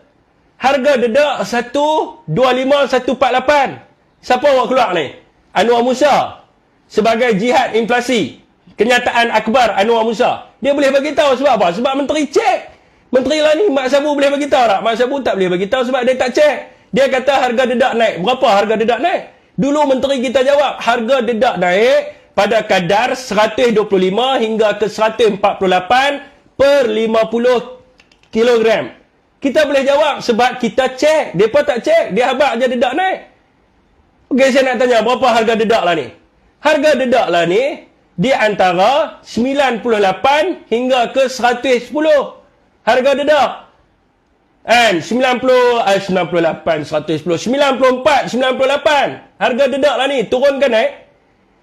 Harga dedak lah ni turun ke naik? Dedak turun, macam mana menteri boleh jawab kata dedak naik? Menteri kata ni daripada kerajaan yang terdahulu dedak naik. Memang, tapi dedak lah ni dah turun. Dedak turun daripada bulan Oktober dan bulan November, Disember turun sehingga ke 94 hingga 98. Macam mana menteri boleh kata dedak naik? Sebab apa? Sebab menteri tak buat kerja sekolah. Sebab menteri tak buat kerja betul, duk jawab macam tu saja. Boleh selesai bila nak selesai?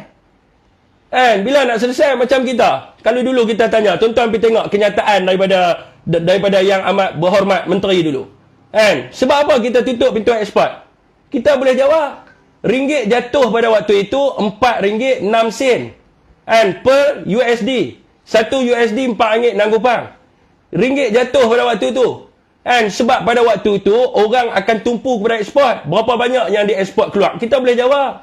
Berapa juta ekor ayam yang diekspor keluar ke Singapura? Sebab itulah kita ambil langkah untuk sekatan ekspor. Kalau tanya mereka lah ni, mereka boleh jawab ke? Mereka tak boleh jawab.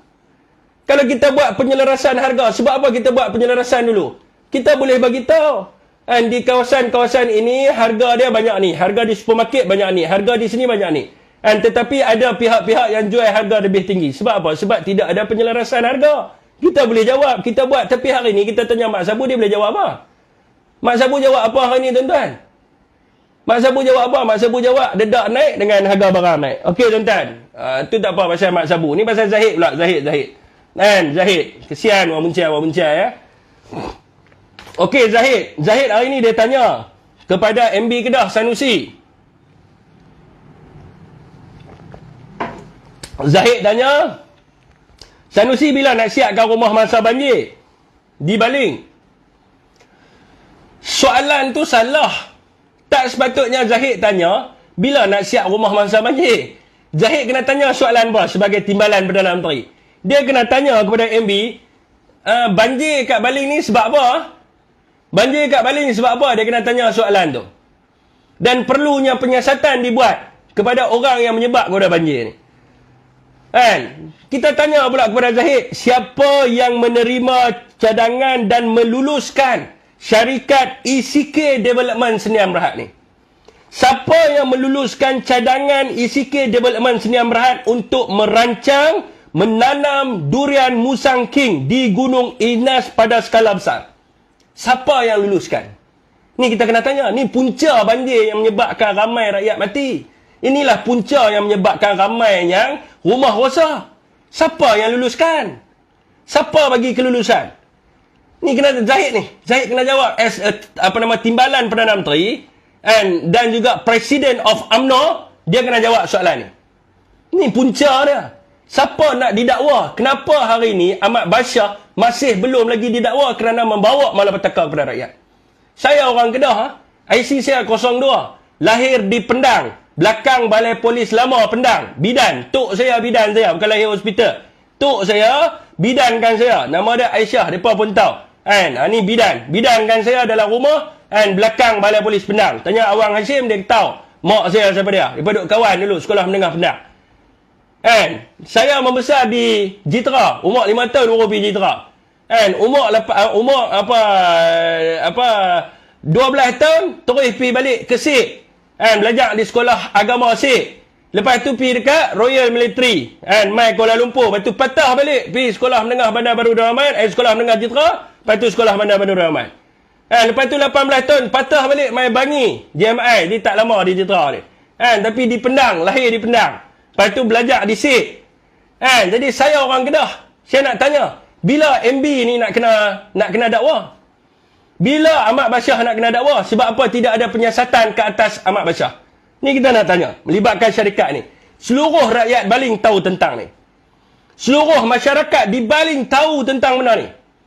Kenapa syarikat ECK Development Sdn Bhd ini tidak pernah didakwa, dan kenapa orang yang meluluskan projek ini tidak pernah didakwa, sedangkan menyebabkan kematian dan juga menyebabkan hilangnya harta benda rakyat? Ni Zahid kena jawab. Perkara yang menyebabkan kejadian kepala air dan banjir lumpur di Kampung Ibui yang meragut 3 nyawa serta menjejaskan 800 orang penduduk ini, orang yang bertanggungjawabnya adalah ACK Development Sdn Bhd dan juga Menteri Besar pada ketika itu Ahmad Bashar, tetapi kedua-dua entiti ini tidak pernah didakwa dan tidak pernah dibawa ke mahkamah. Kita minta bawa ke mahkamah dua orang ni, jawab di mahkamah. Bukan tanya MB siap tak siap. And bukan nak tanya. Dan kita nak tanya juga kepada Zahid ni. Kenapa PM tak mau teruskan rancangan Tebatan Banjir Baling? Adakah nak orang Baling nak kena banjir lagi sekali? Ni, kenapa nak semak balik? Nak buat fitnah lagi. 7 bilion, 8 bilion. Rakyat mati. Rakyat kena banjir. Kalau kamu concern tentang banjir di Kedah, jangan cerita tentang politik.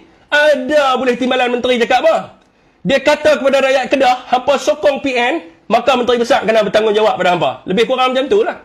Dia kata Perikatan Nasional menang 100% di Kedah. Maka saya percaya Sanusi boleh bantu rakyat Kedah bukan dengan tidak meminta bantuan kepada kerajaan persekutuan. Kami anak Kedah bayar cukai lah. Bodoh punya timbalan menteri. Kami bayar cukai. Orang Kedah tak bayar cukai kepada kerajaan persekutuan. Okey, serahkan pembayaran cukai individu di bawah kuasa kerajaan negeri. Kami tak mau bayar kepada kerajaan persekutuan. Boleh? Boleh buat macam tu? Buat macam tu di Kelantan, Terengganu. Kerajaan persekutuan tak mau bantu negeri kami. Kerajaan persekutuan tak mau bantu Kelantan, tak mau bantu Terengganu, tak mau bantu Kedah. Disebabkan oleh kami pilih Perikatan Nasional, buat satu akta di Parlimen, serahkan pembayaran cukai langsung dan cukai tidak langsung kepada kerajaan negeri. Yang kami duk beli barang ni, SST apa semua ni, serah kepada kerajaan negeri. Cukai pendapatan boleh cukai, serah kepada kerajaan negeri. Bagi kerajaan negeri uruskan. Tapi kami bayar cukai, anda jadi kerajaan, anda kata apa kat kami? Orang di Kelantan, Terengganu, di Kedah. Anda kata apa? Anda tak layak terima bantuan daripada kerajaan persekutuan sebab anda memilih kepada Perikatan Nasional. Duit tu bukan duit bapak kamu tau. Betul-betul kaldai yang manusia. Bukan duit mak bapak kamu. Ni duit rakyat. Kami bayar cukai lah. Ni, orang Kelantan, Terengganu, Kedah yang ada kat sini. Semua bayar cukai. Ni, dekat TikTok, semua bayar cukai. Kita desak. TPM jangan cakap pandai. Timbalan dan ni, Zahid Hamidi. Jangan cakap pandai. Masuk dalam Parlimen, serahkan pembayaran cukai tidak langsung dan cukai langsung di bawah kerajaan negeri. Kita tengok macam mana kerajaan negeri kita, macam mana Sanusi nak bantu rakyat di Kedah. Macam mana Menteri Besar Kelantan dan Terengganu nak selesaikan masalah di negeri mereka. Macam mana Menteri Besar di Perlis nak selesaikan masalah negeri mereka. Kita lebih telus untuk menjaga wang rakyat berbanding dengan mereka ni. Ni, pengagihan peruntukan dibaginya. Ni, rakyat pilih adun menang kawasan tu. Rakyat pilih ahli parlimen menang dalam kawasan dia. Boleh pula wujudkan ahli parlimen bayangan. Adun bayangan. Serah peruntukan rakyat bagi kepada adun dan juga ahli parlimen bayangan. Ini kepala otak apa ni? Kalau bagi kepada ahli parlimen, diwartakan bagi berapa banyak pada ahli parlimen kena lapor. Dia punya penggunaan wang dia dalam parlimen. Ini bagi kepada individu. Bagi kepada siapa? Mereka bukan angkat sumpah kepada ahli parlimen. Mereka bukan angkat sumpah sebagai dun. Kalau dia gunakan duit rakyat untuk buat banglo, beli Mercedes dan sebagainya, macam mana? Ini pentadbiran kerajaan caca merbah berbilion-bilion ringgit duit rakyat dibelanjakan ikut suka mereka. Berbilion-bilion duit rakyat ni, kalau kita tengok ni, dekat Pulau Pinang, terowong pun hilang. Kita tak mau nanti Kementerian MOF pun boleh hilang daripada radar di Malaysia. Lepas tu juga Zahid bawa naratif yang mengatakan nak bagi tahu dekat seluruh Malaysia seolah-olah kerajaan negeri Kedah tak buat rumah. Rumah tu tak ada, hilang. Nak bagi tahu dalam statement Zahid tadi, nak bagi tahu, tanya seolah-olah rumah tu hilang. Ni Zahid, nak buat statement, tolong pergi turun dan melawat di kawasan tersebut dan ambil gambar di situ, tanya kepada Menteri Besar rumah bila nak siap. Sebab rumah itu dalam proses yang telah pun dibuat oleh developer yang dilantik oleh kerajaan negeri dan akan diserahkan kepada mereka yang terlibat dalam banjir tidak lama lagi. Dikatakan pada bulan Februari ini. Tapi kenapa kamu bawa naratif seolah-olah rumah itu tak siap langsung? Seolah-olah rumah itu tidak dibina dan sebagainya. Ni ada lagi sebut Rizal Yusof ni pakai akaun sendiri. Tolong screenshot kat saya, hantar dekat ni. kita boleh buat report sebab dia buat fitnah. Sebab apa? Tengku Zafrul dah jawab dah. Jadi kita boleh buat report kepada dia. Okey tuan-tuan, dan yang terakhir untuk malam ni, dekat pukul 12 dah. Yang terakhir untuk malam ni, kepada saudara-saudara semua yang tengok live saya. Risiko pertukaran kerajaan. Isham Jalil buat keluar kenyataan. Nick Nazmi buat keluar kenyataan. Semualah pimpinan PH bawa keluar kenyataan. Nak salahkan Perikatan Nasional. Kunun-kununnya ada cara nak jatuhkan kerajaan ni. Saudara semua, kerajaan hari ni perkahwinan di antara Pakatan Harapan dan Barisan Nasional. Mempelainya adalah Zahid dan juga Zahid dan juga Anwar Ibrahim. Dan semua orang tahu bahawa mereka telah kahwin dan mereka telah membina rumah tangga. Dan sekarang ni di mana ada Anwar di dalam TV-TV, di situlah ada Zahid di sebelahnya.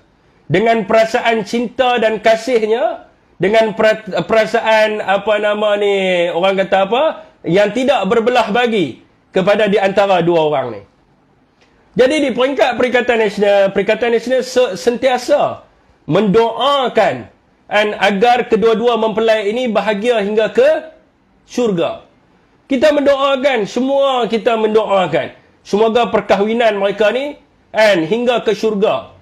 Tapi tiba-tiba hari ni mereka bagi tahu kat kita, mereka bagi tahu bahawa rumah tangga mereka ni ada masalah. Kita tak tanya mereka bagi tahu kita, kita tak ambil peduli pun. Kita kerja kita duk tegur menteri mereka tak buat kerja. Tapi hari ni mereka bagi tahu kat kita. Mereka kata keluarga mereka ada masalah. Lepas tu mereka pula cerita kat kita. Kita tak tahu pun cerita ni, mereka cerita kat kita. Mereka cerita kat kita, mereka bagi tahu kat kita, mereka kata rupanya mak mentua mereka ni adalah MP dalam kerajaan lah. Ahli parlimen dalam kerajaan. Mak mentua tak tahu kata kahwin. Dia bagi tahu kat kita, kata Zahid dengan Anwar ni kahwin lari. Tak apalah, kita dengar lah. Betul kan kahwin lari? Tengok bahagia dalam kerajaan. Kita pun tak mahu ambil tahu laki bini kan. Kita nak pergi masuk campur hal laki bini orang siapa. Dia bagi tahu kat kita, dia cerita kat kita. Tiba-tiba dia cerita kat kita. Hampa nak tahu tak? Ni orang Pakatan Harapan main cerita kat kita, bagi tahu ni. Hampa nak tahu tak? Zahid dengan Anwar ni sebenarnya menikah lari. Nah, kami ada di sini terkejut lah. Menikah lari ke? Sebab tengok bahagia je. Dalam parlimen, Anwar duduk sebelah Zahid, Zahid duduk sebelah Anwar. Kami duduk ingat bahagia lah. Tengok undi pun dapat 148. Ingat mak mentua, ingat mentua setuju lah kan. Sebab dapat 148. Dia pun main cerita kat kita, dia habaq kat kita. Dia kata sebenarnya kahwin lari, mak mentua tak setuju. Lepas tu dia pun main cerita pula kat kita, rumah tangga dia. Kita tak tanya pun. Kita ni jiran mereka. Kita jiran mereka, kita duduk tengok lah kan. Kita tak tanya apa, dia pun main cerita kita. Dia kata apa? Tak, dia pun ni kahwin lari pakai wali hakim. Wali hakim ni MOU.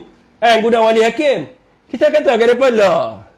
Nak pakai menikah lari lah. Pakai wali hakim.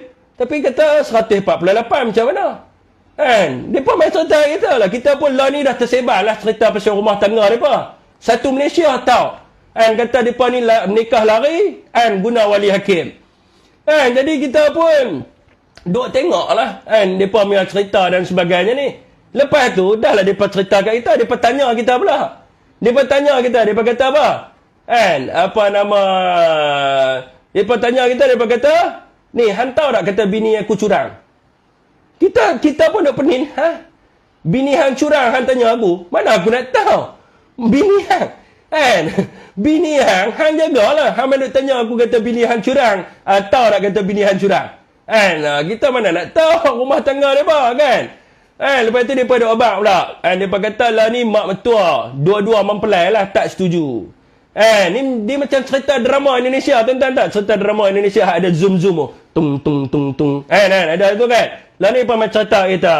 Mereka abang kata rupanya keluarga mentua tak setuju dan tengah ada perancangan untuk memisahkan di antara kedua-dua mempelai. Ni nak bagi tahu kat hangpa, kami tak mau ambil peduli. Kami tak mau ambil peduli hampa nak bercerai ke, hampa nak apa ke, janji hampa bantu rakyat. Hampa bantu rakyat, hampa nak talak berapa, kami tak mau ambil peduli. Hai rumah tangga hampa jagalah, hampa nak main cerita kat kami siapa. Lepas tu duk main tanya kita, betul ke dia ni curang? Betul ke kawan ni curang? Manalah kami nak tahu. Hampa duk atas katil, hampa duk selak kain sama-sama, hampa tanya kami, mana kami nak tahu? Duk main tanya kita, bini dia macam mana? Dia duk tidur sekatil dengan bini dia. Dia main tanya kita, tahu tak bini dia buat apa? La ilaha illallah. Tanyalah bini hampa. Kan tanya, tu abang Kak Anwar suruh tanya ni Zahid, tanya, yang betul ke yang ada curang abang? Mana ada ya, mana ada abang yang setia, setia hingga ke jannah. Kita telah pun membina kasih sayang demi cinta yang satu, cinta yang suci yang tidak dapat dileraikan. Tanyalah. Tanya kita, main tanya kan, keluar kenyataan. Abang kata kerajaan bakal dijatuhkan. Yang dipersalahkan PAS. PAS ni jadi abang, orang PAS ni apa jangan duk kacau bini orang. Ni Nik Nazmi, Isyam Jalil, PAS dipersalahkan. Ni orang PAS ni jangan duk pergi kacau bini orang. Jangan duk pergi kacau bini depa ni. Tapi saya rasa PAS pun tak pergi kacau lah. Kalau Mak Sabu dulu ya lah ada cerita, tapi PAS tak pergi kacau lah benda-benda ni. Jangan risau lah benda ni. Tapi ni ada tapi dia. Tapi kalau dah bercerai, kalau kata bercerai lah jadi janda, kalau kata janda tak apa, kita nak pergi masuk Minang ni tak nak masalah apa lah kan. Depa duk marah kita. Depa kata, oi jangan. Esok kalau bercerai jangan duk pergi kahwin kawan tu. Baik pergi lah. Kalau dia dah jadi janda, edah dah habis. Kalau kita nak pergi meresik, pergi masuk Minang dah, apa masalahnya betul? Kita pergi lah meresik masuk Minang, tapi kita pergi cara elok lah. Kita tak pergi lah bagi mak mentua marah macam depa. Depa mak mentua marah sebab awak lari pergi menikah luar negara. Kita pergi tanya elok lah. Kalau kata mak mentua dia kata boleh kahwin dengan anak dia, kita kahwin apa masalah dia? Benda halal betul. Itu kalau berlaku lah penceraian. Tak berlaku ni tak apa lah, ambil pergi lah dulu kan, tak berlaku. Tapi kalau boleh hai rumah tangga jangan duk main tanya kami lah. Hai rumah tangga mai jangan duk main tanya kami tak tahu. Langkah London ke, langkah Singapura ke, langkah apa kami tak tahu. Dia duk marah kat bini dia. Bini dia duk ada di Dubai, dia fitnah bini dia kata duk ada di London. Ni masalah bini dia pergi cuti lepas pilihan raya, bawa lah anak bini pergi Dubai. Dia tak mau ikut. Bila dia tak mau ikut, lepas tu dia marah kita. Dia kata, hang bawa bini aku pergi London, mana aku nak tahu bini hang duk ada di Dubai mangkak bui. Kita mana nak tahu. Lepas tu bini dia pun dia pun duk gaduh rumah tangga dia pun duk bubuh dalam surat khabar. Bini dia pergi di London, pergi di Dubai. Dia tuduh kita, hang bawa lari bini aku pergi London Kita terpinga-pinga nak jawab. Aku tak bawa lari bini hang pergi London Lepas tu bini dia pun jawab, ni apa sayang duk ada di Dubai ni, abang tak nampak kan sayang duk ada di Dubai. Seronok tengok depa punya cerita rumah tangga depa, tapi tak apalah. Kita tengoklah cerita depa. Awak marah banyak sangat. Siapa mak mentua? Mak mentua ahli parlimen mak mentua ahli parlimen. Dia dah kata kita pula lari bini dia. Tak nak pasal kita nak lari bini dia. Mereka tak malu. Bini tak suka kat dia lah tu. Jangan marah-marah. Jangan marah. Pandai tulis skrip. Tulis skrip apa? Benda ni realiti. Ni kisah rumah tangga. Ni saya bagi kat mereka. Hampa kalau nak pergi cerita hampa punya rumah tangga, hampa pergi kat Facebook. Bini saya rajin baca. Saya tahu, saya buka. Dia tulis dalam tu, Facebook dia, tajuk dia. Saya tunjuk. Hampa pergi kat ni. Nama grup dia adalah ni kepada orang-orang PH lah. Kalau hampa nak pergi cerita pasal hampa punya masalah rumah tangga, dia ada satu tempat di Facebook ni. Orang perempuan rajin pergi tengok. Orang perempuan rajin baca. Orang perempuan, mereka mesti tahu kalau saya sebut FB ni. Hampa pergi tulis tau ni. Hampa jangan main tulis tau ni. Hampa jangan tuduh kami PM duk main tanya dalam live ni apa nama kami tak tahu. Saya cari grup ni, hampa pergi tulis tau ni. Hampa pakat pergi masuk ramai-ramai tau grup ni, geng PH. Hampa pergi cerita pasal masalah rumah tangga hampa kat itu. Okey, apa nama kisah rumah tangga. Nak sebut pun payah. Hampa pergi kat tu. KRT. Kisah rumah tangga. Betul tak? Love Islam tau. Love Islam. Hampa pergi tahu tu. Grup dia. Cari grup dia tak jumpa. Ni ramai ni. 1.5 juta tau. Hampa pergi cerita tentang hampa punya ni. Rumah tangga hampa tau ni. Ni. Ni. Hampa bertanya orang perempuan. Perempuan bertahu ni. Ni. 1.5 juta dah follower. Mana main tanya kami tak tahu. Okey, Ni. Kisah rumah tangga. Apa bertanya tahu ni? Ni pada orang-orang PH Sarik Dul apa semua boleh pergi tu. Ni. Saya tunjuk kat FB ni. Kisah rumah tangga. Ni. Hampa pergi cerita tu. Kami tak mau ambil tahu. Hampa pergi tulis tu. Dia ada macam-macam cerita tu. Hari ni cerita apa? Salam admin, boleh tak saya nak minta pendapat macam mana nak sedarkan suami saya yang susah sangat nak ambil lesen kereta motor ni sebab stres nak ke mana pun kerja naik Grab kos banyak sangat tak sampai hujung bulan dah habis duit gaji. Kawan tu jawab bawah ni sis senang je sis nak suruh lelaki ambil lesen, sis bawa je dia pergi daftar, lepas tu sis suruhlah dia bawa kereta sendiri dan sebagainya. Ni banyak dia ayat dia dalam tu sis tau. Saya dia nak baca agak. Saya nak baca agak, saya beritahu. Dia ada cerita tu. Ni tengok. Sis, salam sis. Saya telah berkahwin dengan suami saya selama 12 tahun dan memiliki 3 orang anak. Dalam beberapa hari ini saya ada terbaca WhatsApp telefon saya dan mendapati suami saya telah berlaku curang. Tetapi masalahnya dia curang dengan sejenis walaupun hanya sekadar membalas WhatsApp dan bertukar gambar saja. Apakah yang saya perlu lakukan? Ini interested. Tengok kawan dia tulis bawah. Dengan sesama lelaki pun nak cemburu yang ni hampa boleh tulis kat sini, hampa boleh tulis geng PH, hampa tulis sini. Assalamualaikum sis, saya nak tanya isteri saya apa ni bukan Assalamualaikum sis, hampa tulis kat sini. Assalamualaikum sis, saya dengan isteri baru mendirikan rumah tangga selama 2 bulan. Lepas tu isteri saya beritahu bahawa dia nak pergi luar negara dan saya dapat laporan bahawa isteri saya pergi di London. Apakah yang perlu saya lakukan? Lepas tu saya dapat tahu kata isteri saya ada di Dubai. Apa ni? Ada banyak ni. Apa betul ni? Tapi kami apa ni nak tanya orang PN, kami tak mau ambil tahu. Kami tak mau ambil tahu. Apa betul ni tu? Saya mesti ada orang akan reply dan sebagainya. Ataupun saya pergi tolong pergi type saya ada. Atau saya boleh type dalam grup ni. Tak boleh. Hampa kena send message dulu admin kau naik nanti soalan. Ada banyak ni. Ada banyak soalan Dia perkataan dia selalu gunakan sis. Sis. Abang kena tahu sis tu apa? Sis tu kira perempuan dengan perempuan dia panggil sis. Betul apa lagi Abang pergi tanya tentu. Abang jangan nak tanya pas dengan satu kami tak tahu. Kami tak mau ambil tahu kisah rumah tangga apa. Okey, entah dia bilang grup tu bercerita kan tu kami tak mau ambil tahu. Tag ni kisah rumah tangga koyak tu. Yang nak tanya kami.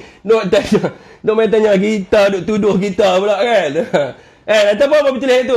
Assalamualaikum sis, saya mengesyaki isteri saya ada hubungan dengan wala unpas. Sebagai contoh kan. Saya kira reply di bawah tu. Main tanya kami mana nak tahu. Itu sis. Kena ada hashtag tu. Mereka badut-badut tu sekarang ramai gelap. Maternity leave. Okey kan Nabilah sis tu Razana lah kan. Jadi hampa suka lah dengan perempuan aja bilang tu. Hampa tengok dalam handphone perempuan, saya tanya kalau ada suami-suami kat sini kan. Kalau suami-suami dah kat sini, kalau hampa tak percaya, kebanyakan perempuan belajar tentang rumah tangga dalam grup tu, kisah rumah tangga. Nanti kalau tiba-tiba depa main tanya, abang-abang, main tengok telefon saya, main tengok ni nombor siapa kan, bubuh nama Abu kan. Sebab apa? Depa ajak dalam tu. Dalam tu depa bagi tahu kalau suami ada save nama-nama yang simple. Ni saya baca 2 hari lepas. Kalau ada save nama-nama yang simple, nama macam Abu ke, Ma'e ke, nama apa lagi? Abu, Ma'e, lepas tu siapa lagi? Macam-macam lah kan. Jadi nama-nama ni kalau ada, tanya dengan lelaki siapa dia. Dan telefon nombor ni. Confirm perempuan angkat. Kalau hampa ada kawan nama Abu, tiba-tiba Abu pergi tanya, awak ni tiba-tiba bini hang main duk telefon aku tanya, ni kisah rumah tangga yang penangan lah. KRT yang penangan. Kawan buat Abu pelik. Ya, saya kawan Hamid lah. Tak ada, saja tanya kan. Jangan nak baca, jangan nak bocor cerita. Saya memang dah kena arah kan. Jadi hampa tengok perempuan yang suka KRT. Kisah rumah tangga Luqman lagi lah bini Melayu PM. Okey tuan Okeylah, di FB setakat tu saja. Wabillahi taufiq wa hidayah. Assalamualaikum warahmatullahi wabarakatuh. Yang pandai. Okey terima kasih.